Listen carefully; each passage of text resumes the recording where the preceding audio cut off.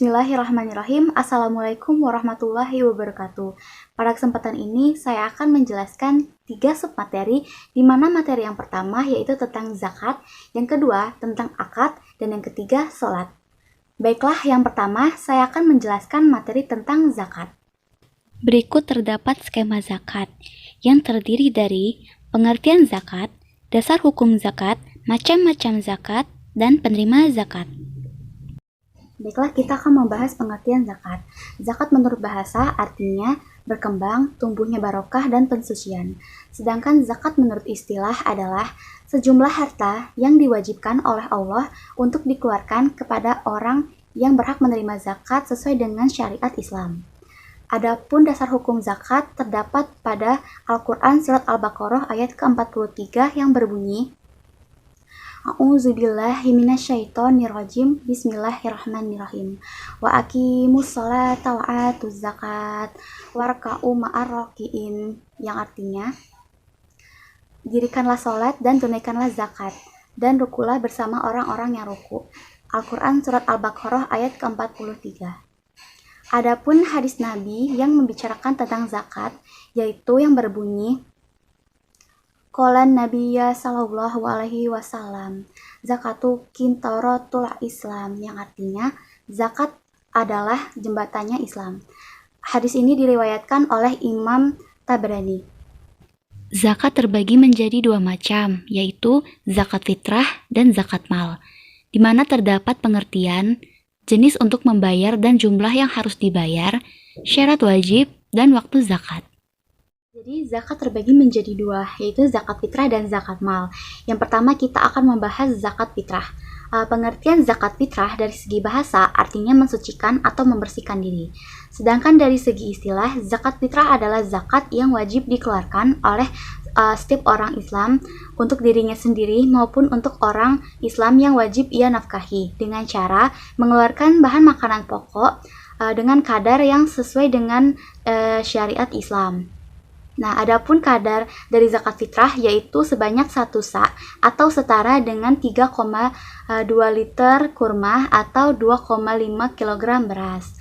Adapun dasar hukum dari zakat fitrah yaitu terdapat dalam Al-Quran Surat Al-A'la ayat 14-15 yang berbunyi, Bismillahirrahmanirrahim. Qad aflaha man tazakka fazakkara rabbihi fashollah, yang artinya sungguh berbahagialah orang yang telah mengeluarkan zakat fitrahnya, menyebut nama Tuhannya atau bertakbir, lalu ia mengerjakan sholat Idul Fitri. Adapun syarat wajib zakat yaitu ada 3, di mana yang pertama beragama Islam, terus yang kedua merdeka, dan yang ketiga mempunyai harta yang lebih baik untuk dirinya sendiri maupun untuk orang yang ia nafkahi. Kemudian adapun waktu wajib zakat yaitu waktunya di akhir bulan Ramadan, yaitu setelah terbenamnya matahari. Macam-macam zakat yang kedua yaitu zakat mal. Pengertian zakat mal atau zakat harta adalah mengeluarkan sebagian harta yang dimiliki oleh seorang muslim apabila telah mencapai nisabnya, dikeluarkan atau diserahkan kepada orang yang berhak menerima zakat sesuai dengan ketentuan syariah Islam. Nisab artinya batas minimal harta benda yang dimiliki seorang muslim untuk dikeluarkan zakatnya. Adapun hukum dari zakat mal yaitu fardu ain, yang artinya wajib bagi setiap muslim apabila ia mampu dan telah memenuhi syarat-syaratnya. Adapun macam-macam benda yang wajib untuk dizakati. Yang pertama ada perhiasan berupa emas dan perak, yang kedua harta niaga, yang ketiga binatang ternak, yang keempat bahan makanan pokok, yang kelima buah-buahan, yang akan saya jelaskan berikut ini.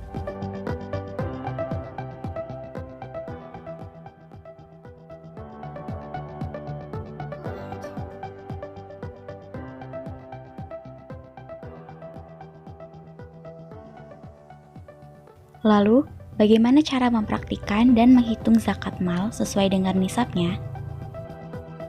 Berikut merupakan cara pelaksanaan zakat mal dan cara menghitungnya yang dapat teman-teman pahami.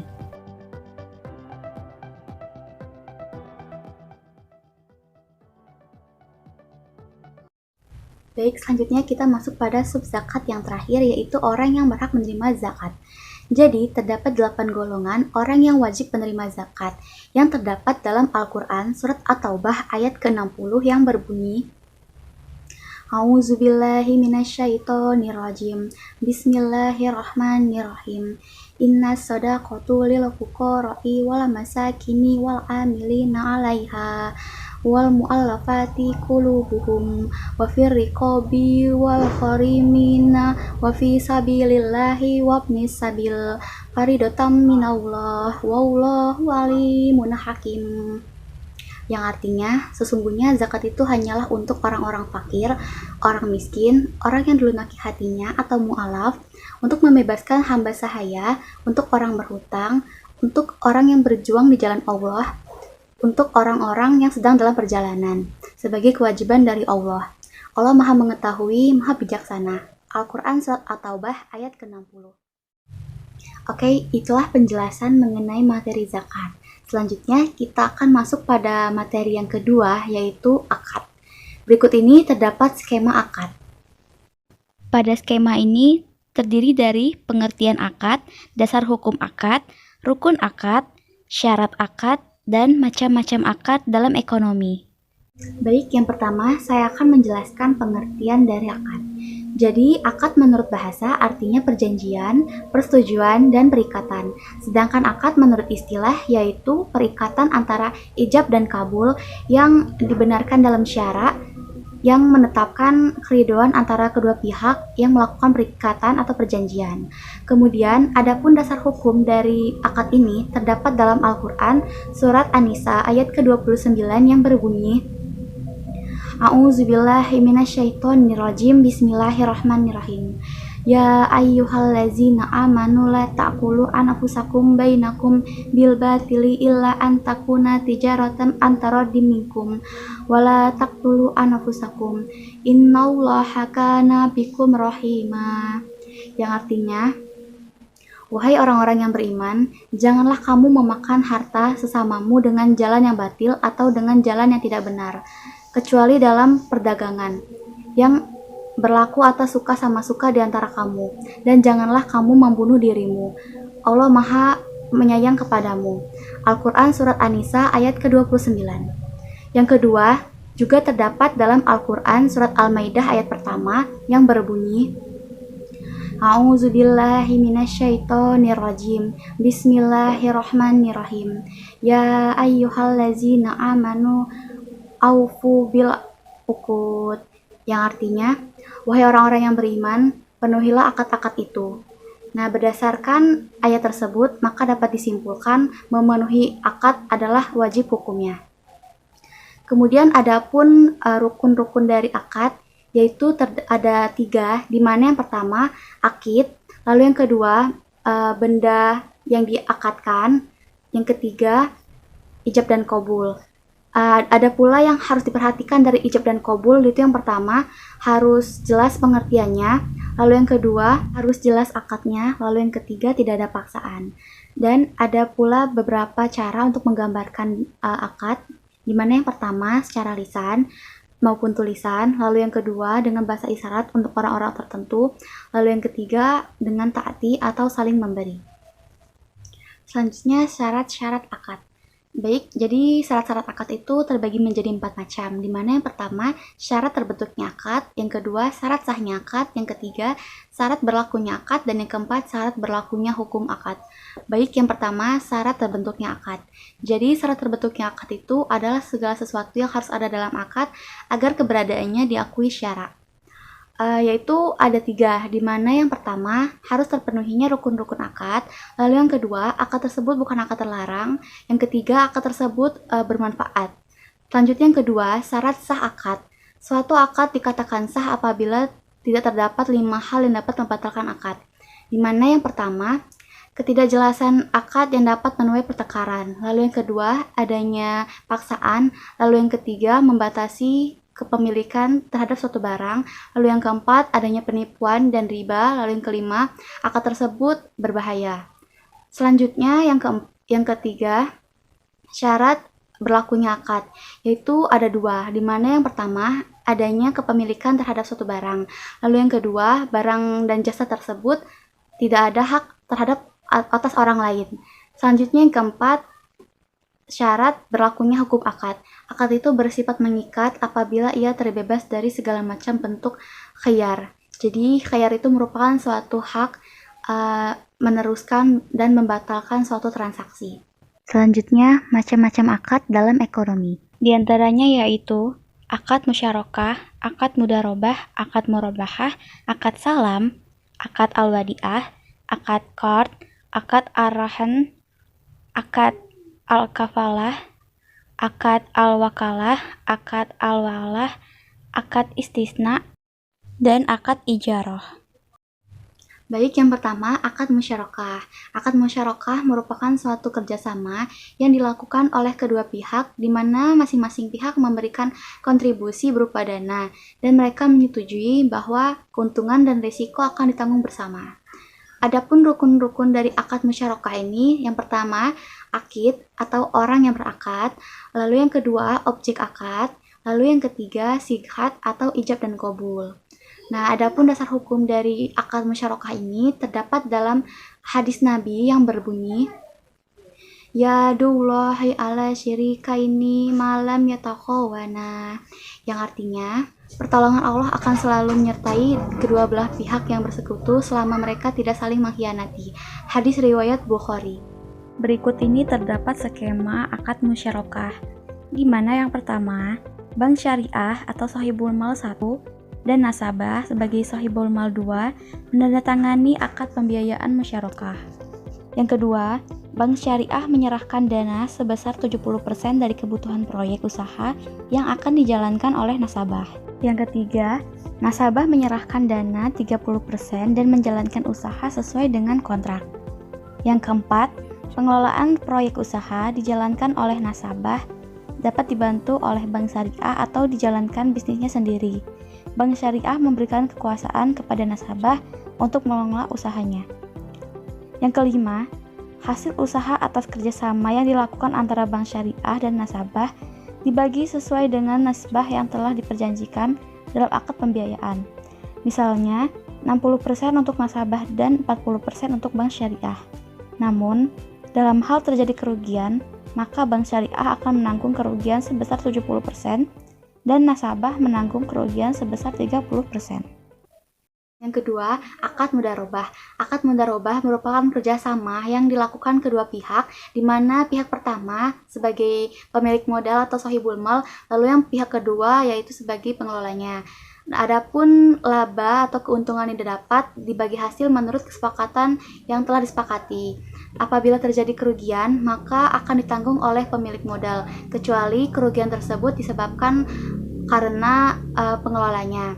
Adapun rukun dari akad mudarobah yaitu ada 4, di mana yang pertama akid atau orang yang berakad, lalu yang kedua objek akad, lalu yang ketiga sighat atau ijab dan qabul, lalu yang keempat nisbah keuntungan. Akad mudarobah. Yang pertama, mudorib dan sahibul mal melaksanakan kerjasama usaha. Bagi hasil ditetapkan sesuai dengan persentase nisbah yang telah diperjanjikan.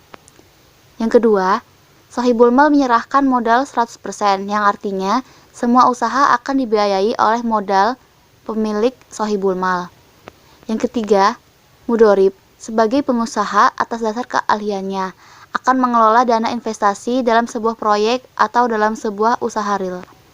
Yang keempat, pendapatan atas hasil usaha proyek tersebut akan dibagi sesuai dengan nisbah atau kesepakatan mengenai persentase bagi hasil yang telah diperjanjikan. Yang kelima, pada saat jatuh tempo perjanjian, maka modal yang telah diinvestasikan oleh sahibul mal akan dikembalikan semuanya 100% oleh mudorib kepada sahibul mal, dan akad mudorobah telah berakhir. Akad murabahah. Akad murabahah merupakan transaksi penjualan barang yang menyatakan harga perolehan barang dan keuntungan atau margin yang disepakati oleh penjual dan pembeli. Adapun yang membedakan akad murabahah dengan akad jual beli yang lainnya yaitu pada saat penjual harus memberitahu harga perolehan barang dan harus memberitahu jumlah keuntungan yang ia peroleh. Selanjutnya rukun-rukun akad murabahah, yaitu ada 4, di mana yang pertama penjual, yang kedua pembeli, yang ketiga syikat atau ijab dan qabul, lalu yang keempat barang yang diakadkan. Adapun dasar hukum tentang akad murabahah yaitu sesuai dengan sabda Nabi yang artinya dari Abu Sa'id Al-Khudri, Rasulullah Shallallahu Alaihi Wasallam bersabda, sesungguhnya jual beli itu harus suka sama suka.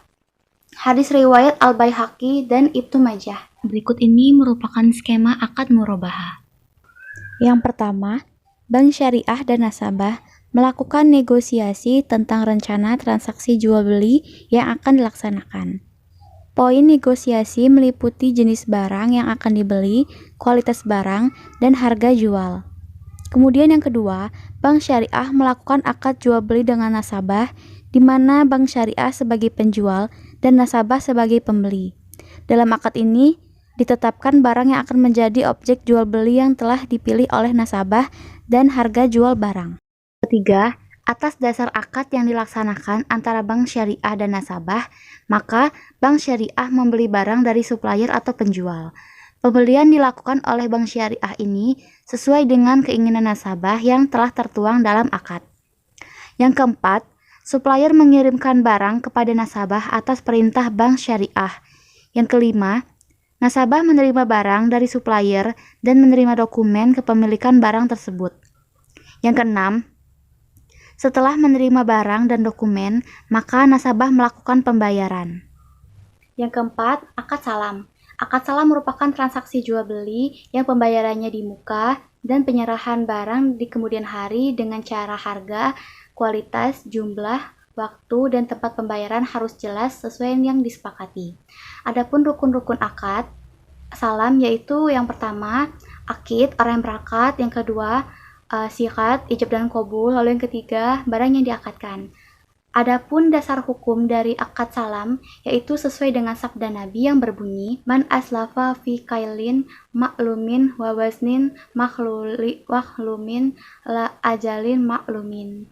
Yang artinya, barang siapa yang melakukan salam, hendaknya ia melakukan takaran yang jelas dan timbangan yang jelas untuk waktu yang telah diketahui. Hadis riwayat Bukhari Muslim, Abu Daud, dan At-Tirmizi.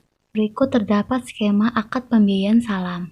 Yang pertama, penandatanganan akad antara bank syariah dan pembeli atau nasabah 2. Nasabah 2 adalah nasabah yang akan membeli barang pada saat barang telah tersedia. Yang kedua, bank membeli barang dari petani atau nasabah 1 dengan cara pesanan. Atas pembelian ini, bank membayar sejumlah harga beli yang telah disepakati pada saat awal akad salam. Yang ketiga, setelah barang tersedia, nasabah 1 mengirim dokumen kepada bank syariah untuk pengembalian barang. Yang keempat, nasabah 1 mengirim barang kepada nasabah 2 atas perintah bank syariah. Yang kelima, nasabah 2 melakukan pembayaran kepada bank syariah setelah barang dikirim oleh nasabah 1. Keuntungan atas transaksi salam berasal dari perbedaan antara harga jual bank syariah kepada nasabah 2 dengan harga beli antara bank dan nasabah 1. Selanjutnya yang kelima, akad al-wadi'ah. Al-wadi'ah adalah titipan nasabah yang harus dijaga dan dikembalikan setiap saat bila nasabah yang bersangkutan menghendaki. Adapun rukun dari akad al-wadi'ah yaitu yang pertama adanya pihak yang berakad, penitip dan penerima titipan, yang kedua objek akad, yang ketiga syikat atau ijab dan qabul. Adapun dasar hukum akad yaitu sesuai dengan sabda Nabi yang berbunyi, Addil amanata ila mani tamanaka wala tahun manakhanaka, yang artinya tunaikanlah amanah kepada orang yang mengamanahkan kepadamu dan janganlah mengkhianati orang yang mengkhianatimu. Hadis riwayat Abu Daud dan Tirmizi. Berikut skema akad al-wadi'ah. Yang pertama, nasabah menitipkan barang kepada bank syariah dengan menggunakan akad al-wadi'ah.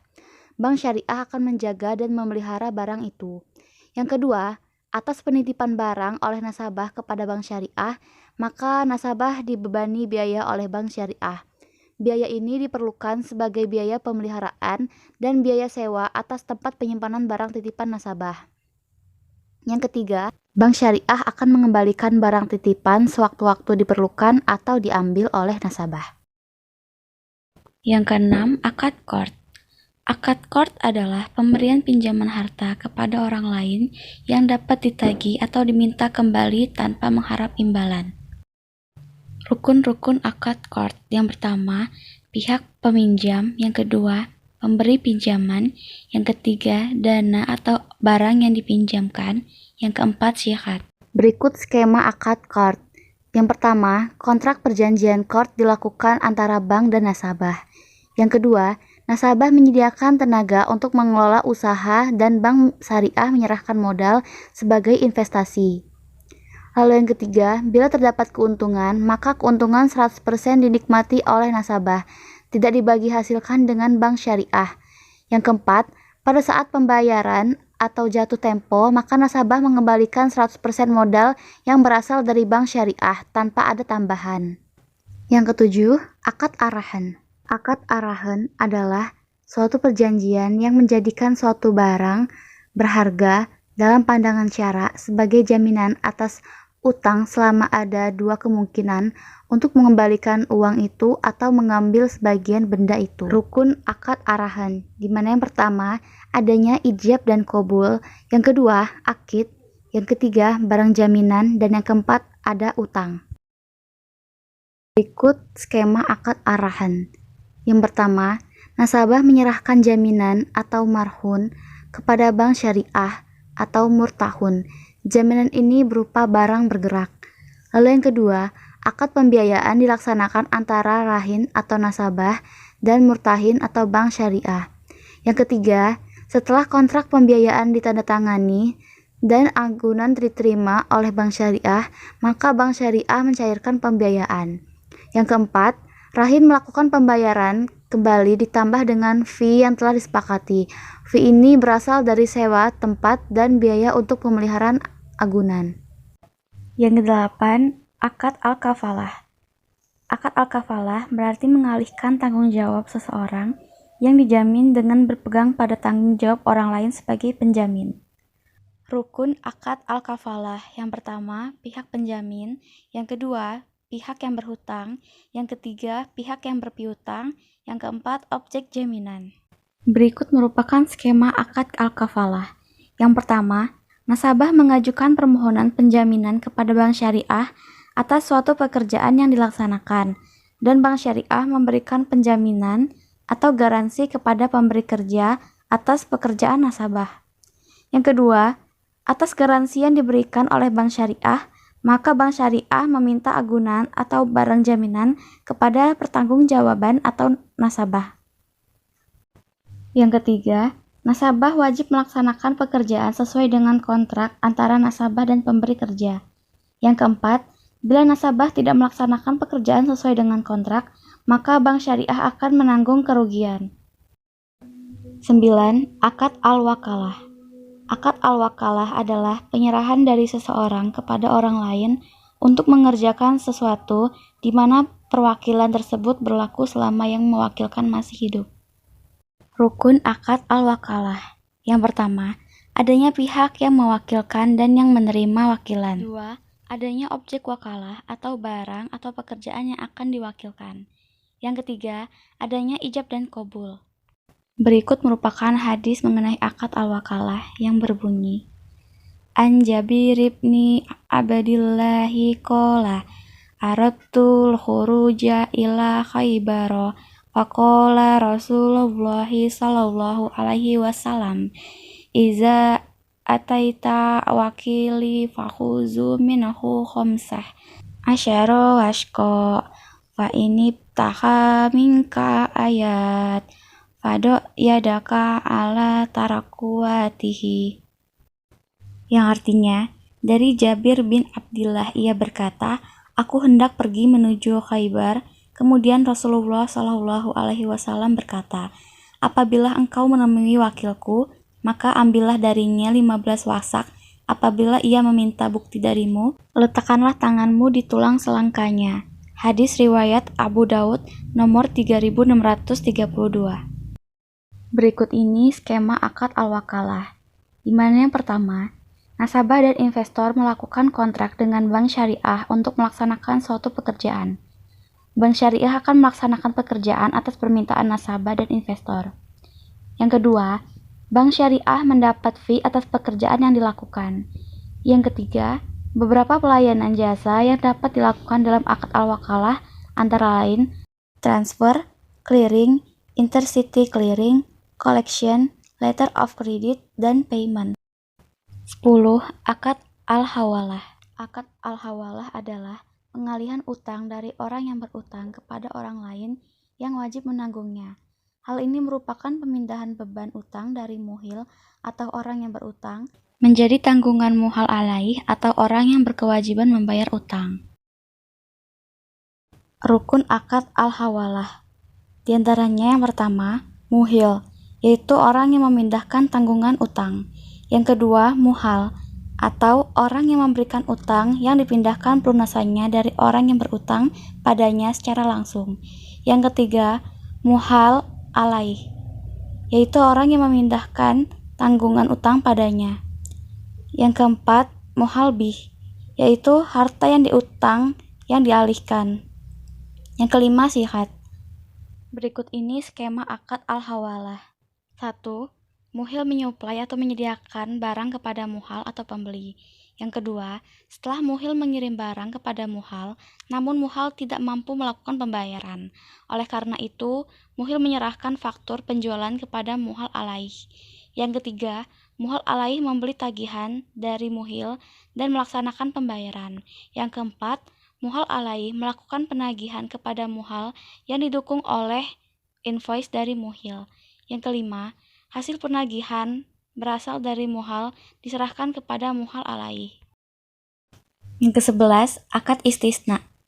Akad istisna adalah akad jual beli dalam bentuk pemesanan pembuatan barang tertentu dengan kriteria dan persyaratan tertentu yang disepakati antara pemesan atau pembeli yang biasa disebut mustasyin dan penjual atau pembuat yang biasa disebut syani. Selanjutnya, rukun akad istisna. Yang pertama, pelaku akad. Yang kedua, objek akad. 3. Ijab qabul. Berikut skema akad istisna. Yang pertama, nasabah memesan barang kepada bank selaku penjual. Dalam pemesanan barang telah dijelaskan spesifikasinya. Yang kedua, setelah menerima pesanan nasabah, maka bank syariah segera memesan barang kepada pembuat atau produsen. Yang ketiga, bank menjual barang kepada pembeli atau pemesan dengan harga yang sesuai dengan kesepakatan.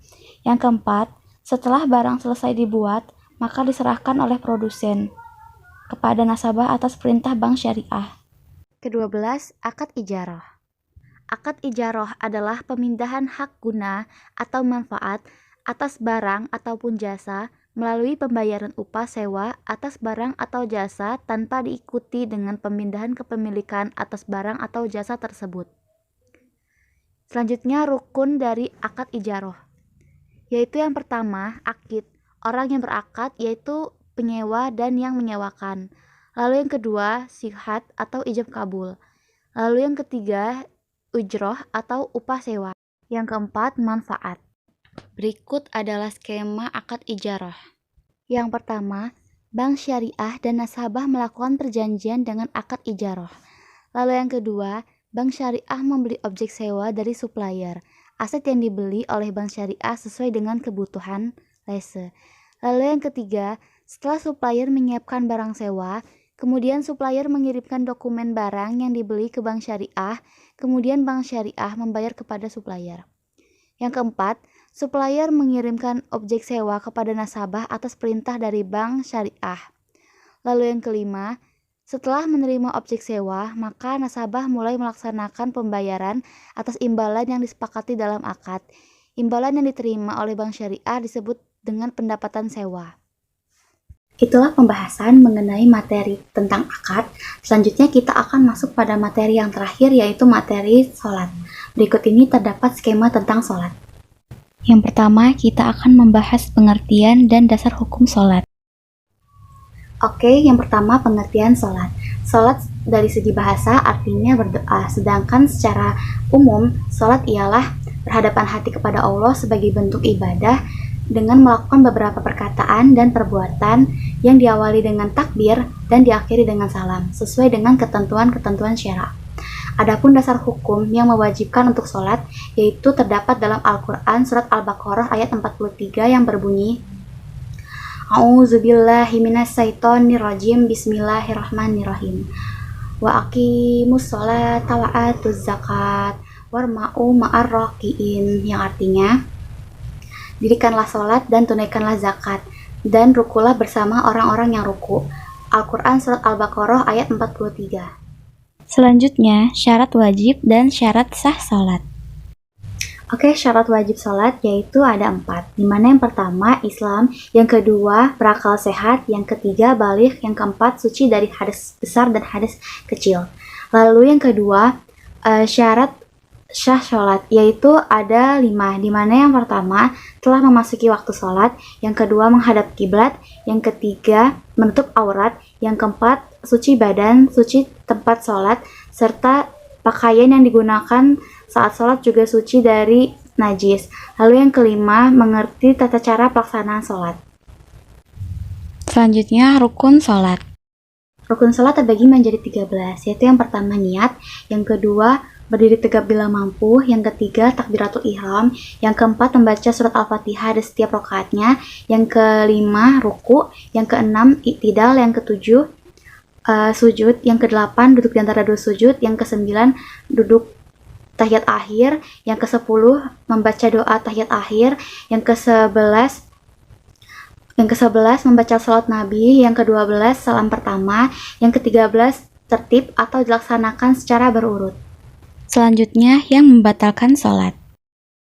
Oke, jadi hal-hal yang dapat membatalkan sholat yaitu ada 12, dimana yang pertama berhadas, yang kedua terkena najis, yang ketiga berkata ataupun berbicara dengan sengaja walaupun satu huruf saja, lalu yang keempat terbukanya aurat, yang kelima berubahnya niat, contohnya itu seperti ingin memutuskan sholat, lalu yang keenam makan maupun minum walaupun itu hanya sedikit, yang ketujuh bergerak secara berturut-turut, contohnya seperti melangkah maupun berjalan, kemudian yang kedelapan membelakangi kiblat, yang kesembilan menambah jumlah rukun sholat yang berupa gerakan, contohnya seperti menambah ruku maupun sujud. Lalu yang ke-10 tertawa berbahak-bahak. Lalu yang ke-11 mendahului imamnya. Yang ke-12 murtad. Pembahasan terakhir, sunnah-sunnah sholat. Oke, baik. Jadi macam-macam sunnah dalam sholat itu terbagi menjadi 2, dimana yang pertama sunnah ab'ad, yang kedua sunnah hayat. Baik, yang pertama sunnah ab'ad. Pengertian sunnah ab'ad merupakan suatu perkara yang disunahkan dalam sholat apabila kita tinggalkan secara sengaja maupun tidak sengaja, maka harus kita ganti dengan melakukan sujud sahwi. Ini hampir sama dengan fardu sholat yang apabila kita tinggalkan maka dapat membatalkan sholat. Sunnah dari ab'ad ini yaitu ada 4, dimana yang pertama membaca tasyahud awal, yang kedua membaca sholawat pada tasyahud awal, yang ketiga membaca sholawat atas keluarga Nabi pada tasyahud akhir, dan yang keempat membaca doa kunut pada sholat subuh. Yang kedua, sunnah hayat. Sunnah hayat merupakan suatu perkara yang disunahkan dalam sholat yang apabila tidak dilaksanakan maka tidak disunahkan untuk melakukan sujud sahwi. Ada 15 sunnat hayat, dimana yang pertama mengangkat kedua tangan ketika takbiratul ihram, ketika ruku dan berdiri dari ruku. Lalu yang kedua, meletakkan telapak tangan kanan di atas pergelangan tangan kiri ketika berdekap. Lalu yang ketiga, membaca doa iftitah setelah takbiratul ihram. Lalu yang keempat, membaca a'udzubillahi minasyaitonirrajim ketika hendak membaca surat Al-Fatihah. Lalu yang kelima, mengucapkan amin ketika selesai membaca surat Al-Fatihah. Lalu yang keenam, membaca surat-surat Al-Quran setelah membaca surat Al-Fatihah pada rakaat pertama dan rakaat kedua. Yang ketujuh, mengeraskan suara ketika membaca surat Al-Fatihah dan surat Al-Quran pada rakaat pertama dan rakaat kedua yang biasanya dilakukan pada sholat maghrib, isya, dan subuh yang dilakukan oleh kecuali makmum. Kemudian yang kedelapan, membaca takbir ketika melakukan gerakan naik dan turun. Yang ke-9 bertasbih ketika ruku dan sujud. Lalu yang ke-10 membaca doa Sami Allah liman hamidah pada saat naik dari ruku. Kemudian membaca Rabbana lakal hamdu ketika iktidal. Lalu yang ke-11 meletakkan tangan di atas paha dengan tangan kiri ditengadahkan dan tangan kanan digenggam kecuali telunjuk. Lalu yang ke-12 duduk iftirasi untuk semua duduk sholat. Lalu yang ke-13 duduk bersimpu pada saat tasyahud terakhir. Lalu yang ke-14 salam kedua. Lalu yang ke-15 memalingkan wajah ke kanan dan ke kiri masing-masing membaca salam. Itulah pemaparan singkat mengenai materi sholat. Sekian pemaparan mengenai materi zakat, akad, dan sholat. Semoga dapat bermanfaat untuk kita semua. Amin. Bila ada kesalahan, saya mohon maaf. Kepada Allah, saya mohon ampun. Billahi taufiq wal hidayah. Wassalamualaikum warahmatullahi wabarakatuh.